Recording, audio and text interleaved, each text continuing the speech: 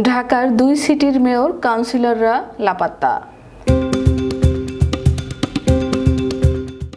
শেখ হাসিনা পদত্যাগ করে দেশ ছাড়ার পর ঢাকার 2 সিটি কর্পোরেশনের মেয়র, প্যানেল মেয়র ও কাউন্সিলররা লাপাত্তা।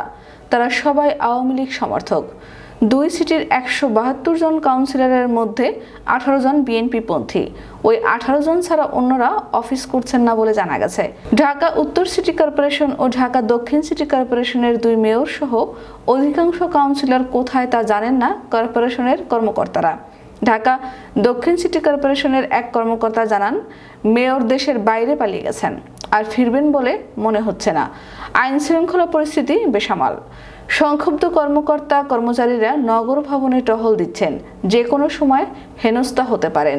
এই ভয়ে তারা নগর ভবনে প্রবেশ করতে চাচ্ছেন না।